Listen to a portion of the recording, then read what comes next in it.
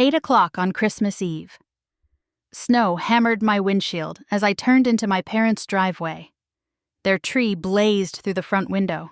My kids bounced in the back seat. Lila, 7, held the glitter card she'd made for Grandma like it was treasure.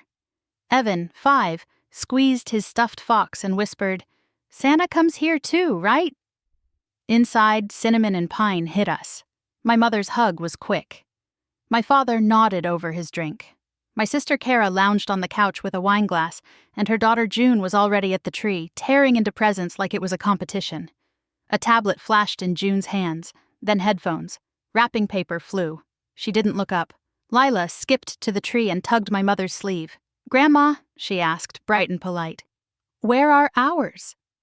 My mother's eyes slid past Lila, past me to the adults watching. "Your children aren't important enough for gifts this year," she said, flat as a slammed door. Evan's face crumpled. Lila went still, her card bending in her fist, tears rising without sound. Kara's mouth curved. "Seriously," she added, "why waste money on kids without a dad?" Evan's sob broke loose, loud and helpless. Lila's tears finally fell, quiet and steady. No one moved. The carols kept insisting the world was merry.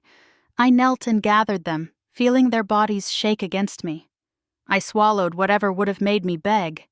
Then I stood, walked into the hallway by the coat closet, and pulled out my phone. My favorites list opened to one name I'd saved for emergencies. Rhea Valen, Trust Office. My thumb hovered over call. The room behind me waited for my reaction. I pressed down. Rhea picked up on the first ring. "Sadie, I'm here." I walked back into the living room so everyone could hear. Evan's sobs had shrunk to hiccups in my shoulder. Lila held my wrist like an anchor. Kara watched me with a grin that said I'd cave. My mother stood stiff, ready to blame me for the mess. I raised the phone and spoke the 4 words I'd practiced all week. "Cancel every transfer, now."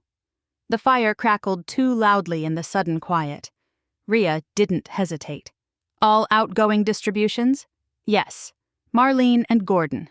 And Kara's." I kept my eyes on my mother. "Effective immediately." My father froze with his drink halfway up. "What transfers?" he rasped. But his face betrayed him. I opened my banking app and held it up. Rows of payments marched down the screen.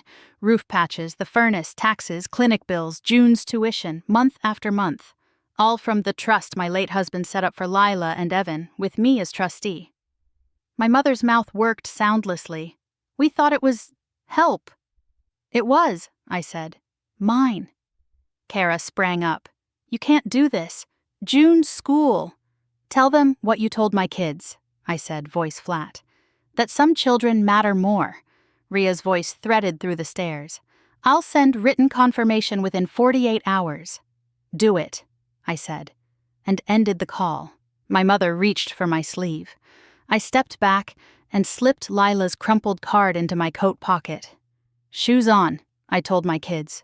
"We're leaving." We walked into the storm, the porch light shrinking behind us, and for the first time all night I could breathe again. We drove home, wipers fighting the whiteout. Evan fell asleep first, cheek mashed to his fox, hiccups fading into breath. Lila stayed awake, quiet as a held match, staring at the glitter stuck to her fingers. In our kitchen, I peeled off wet coats, made cocoa, and sat at the table with my laptop open. Rhea's email confirmation was there.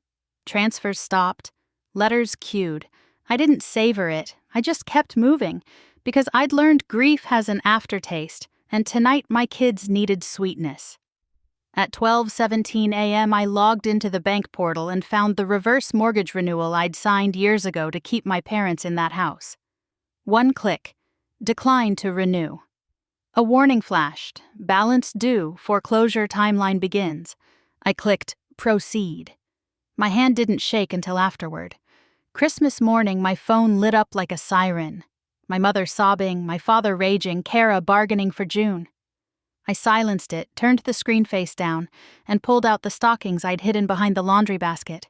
Evan squealed at the Lego set. Lila laughed when a snow globe spilled glitter the way her card had. "Are we still loved?" she asked, voice small. I knelt and tucked her hair behind her ear. "More than anything," I said, and meant it so hard it hurt. By New Year's, the pleading turned to accusations. By March, a thin envelope arrived. Apologies written in shaky ink, promises, requests to just see them once. I read it on the porch while my kids built a lopsided snowman, and I felt nothing that required an answer. That night, we hung Lila's card on our own tree, right in the center, and the house finally smelled like peace.